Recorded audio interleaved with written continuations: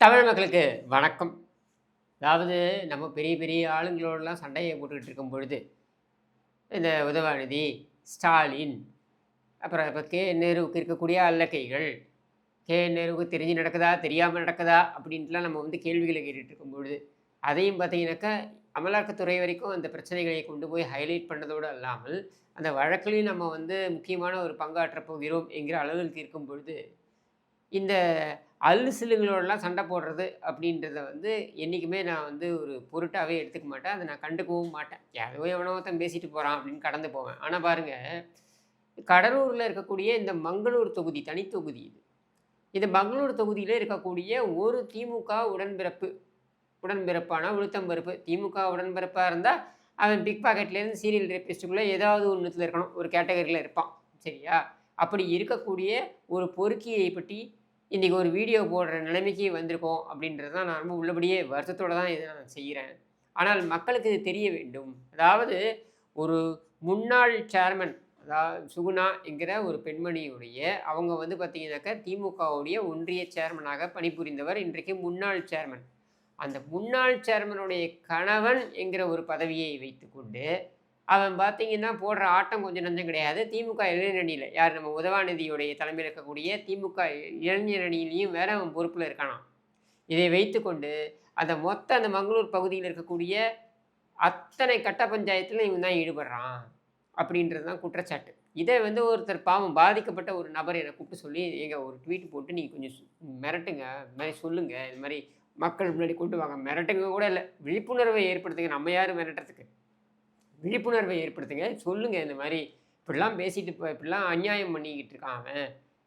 அங்கே பார்த்தீங்கன்னா அந்த ஊர்லேயே ஆற்று மணல் அள்ளுறது அப்படின்றத இவன் தான் முழு நேர வேலையாகவே தொழிலாகவே பண்ணிக்கிட்டு இருக்கான். ஒரு இடத்த விட்டு வைக்கிறது இல்லை. கல்லூரில் எக்ஸ் ரோடுன்னு இருக்குது. இந்த எக்ஸ் ரோடுன்றது இந்த 4 சாலை சந்திக்கிற இடம். அந்த எக்ஸ் ரோடு பக்கத்தில் இருக்கக்கூடிய ஒரு ஆற்றுப்படுகையே இல்லாமல் பண்ணிட்டான். கேட்டால் அங்கே இருக்கக்கூடிய அரசு ப்ராஜெக்ட்டுக்கு நான் மணல் சப்ளை பண்ணுறேன் அப்படின்ற பேரில் அங்கிருந்து மணலை எடுத்து லோடாக எடுத்து வெளியில் தனியாருக்கு விற்பனை செய்து கோடிக்கணக்கில் சம்பாதிச்சிட்டான். இவன் மனைவி அந்த சுகுணா என்பவர் இவங்க ஒன்றிய சேர்மன் ஆகிறதுக்கு முன்னாடி அவங்க பார்த்தீங்கன்னாக்கா 60 லட்சம் ரூபாய் கடனில் இருந்தாங்க. இன்றைக்கி என்னடான்னா கிட்டத்தட்ட 100 கோடி ரூபாய்க்கு சொத்து சேர்த்துட்டான்.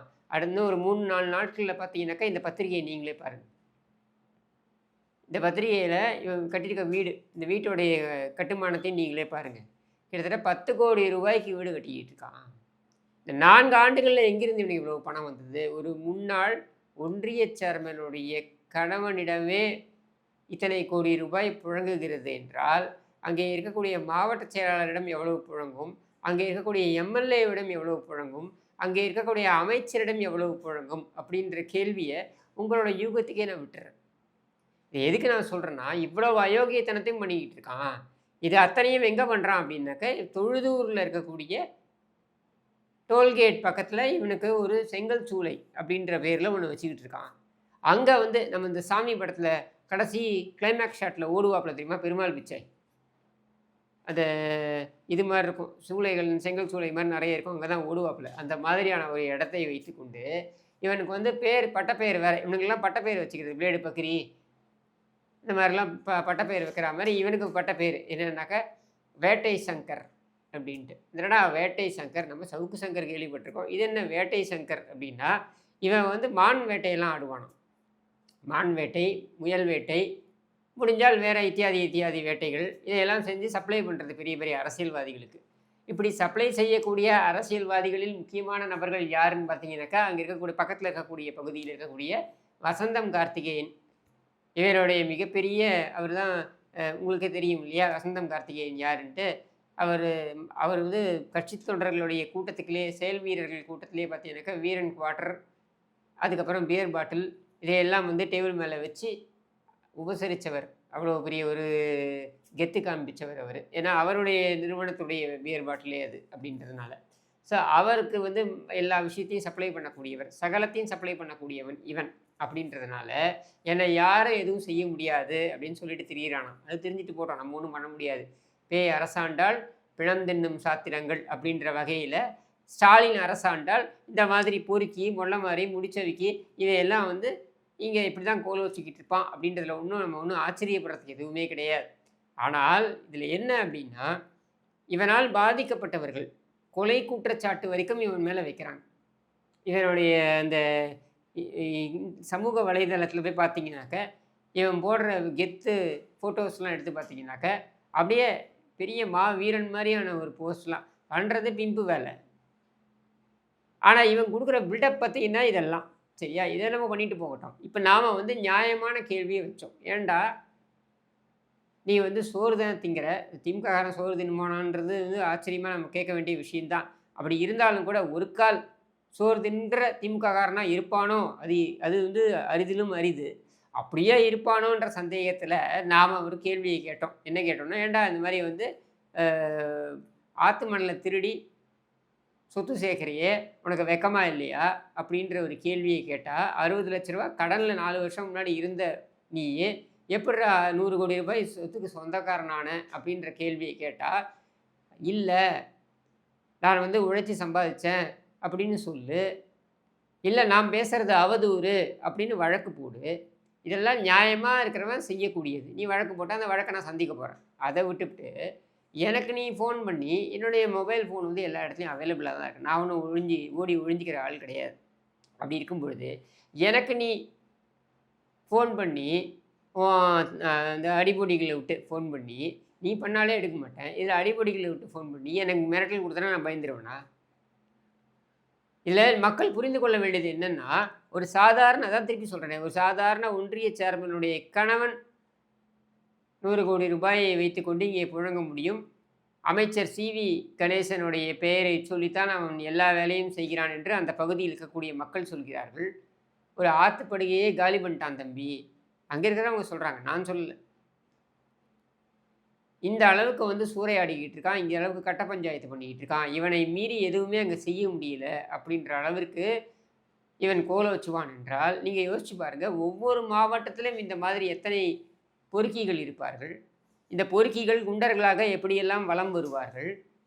ஓரளவிற்கு சமுதாயத்தில் தெரிந்த முகமாக இருக்கக்கூடிய எனக்கே இவன் ஃபோன் பண்ணி மிரட்டல் விடுறான்னா, நீங்கள் யோசிச்சு பாருங்கள், அந்த பகுதியில் இருக்கக்கூடிய சாமானிய மக்கள் ஏதோ ஒரு அரை கிரவுண்டோ, கால் கிரவுண்டோ, ஒரு கிரவுண்டோ வச்சுக்கிட்டு இருக்க ஒரு சாமானியன்னு வச்சுப்போம். அவன் பாவம் அவன் ஏதாவது பூர்வீகமாக சொத்தாக இருக்கும்.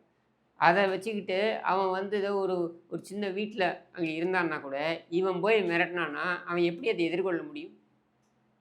ஆட்சி அதிகாரம் முழுக்க இவன் கையில் இருக்குது. எதை சொன்னாலும் சிவி கணேசன் பேரை சொல்கிறானா. அதுக்கப்புறம் இந்த வசந்தம் கார்த்திகேயனுக்கு அத்தனையும் நான் தான், சகலமும் நான் தான்றானா. என்னென்ன சப்ளை பண்ணி தொலைச்சானோ இவன். அதனால் இவன் சொல்கிறது தான் அங்கே நடக்கும், அந்த ஊரில் நான் சொல்வதை மீறி எதுவுமே நடக்காது அப்படின்னு அவன் சொல்கிறான்னா, இது ஒரு பானை சோறுக்கு ஒரு சோறு பதம் அப்படின்ற மாதிரி இங்கே நடக்கக்கூடிய ஆட்சி எப்படிப்பட்டது அப்படின்றத உங்கள் பார்வைக்கே விட்டுறேன். அப்போது ஒரு ஒன்றிய சேர்மன், முன்னாள் ஒன்றிய சேர்மன் உடைய கணவனிடம் 100 கோடி 4 ஆண்டுகளில் நீங்கள் கணக்கு போட்டு பாருங்கள். யார் யாரிடம் எத்தனை 100 கோடி எத்தனை 1000 கோடிகள் இருக்கும்ன்றத உங்களுடைய யூகத்திற்கே நான் விட்டுறேன். இதுதாங்க இன்றைக்கி தமிழ்நாட்டுடைய நிலைமை. இதுக்கு ஒரு காணொளி போடணுமா, இதுக்கு ஒரு வீடியோ போடணுமான்னு நீங்கள் கேட்கலாம். உண்மையில் இதுக்கு ஒரு வீடியோ அவசியம் இல்லை தான்.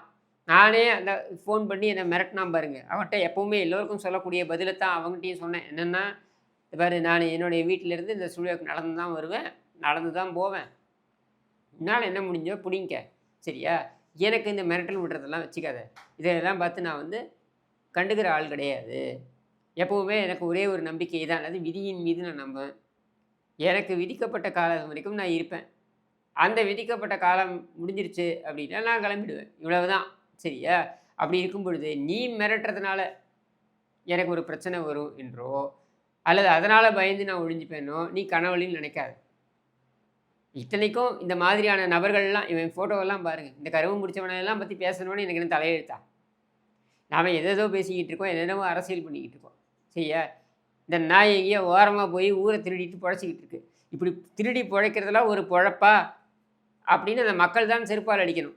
அந்த மக்கள் அடிக்கிற வரைக்கும் நான் வந்து இதை ஒரு பொருட்டாக எடுத்துக்க வேண்டிய அவசியம் கிடையாது தான். ஆனால் யாரோ ஒரு பாதிக்கப்பட்டவர் என்னை தொடர்பு கொண்டு அதனால் ஒரு ட்வீட் போட்டதுனால இவன் வந்து இந்த மிரட்டலை எனக்கு கொடுப்பான்னா, நீங்கள் யோசிச்சு பாருங்க, இவன் குறித்து போய் யாராவது புகார் சொல்ல முற்படுவாங்களா?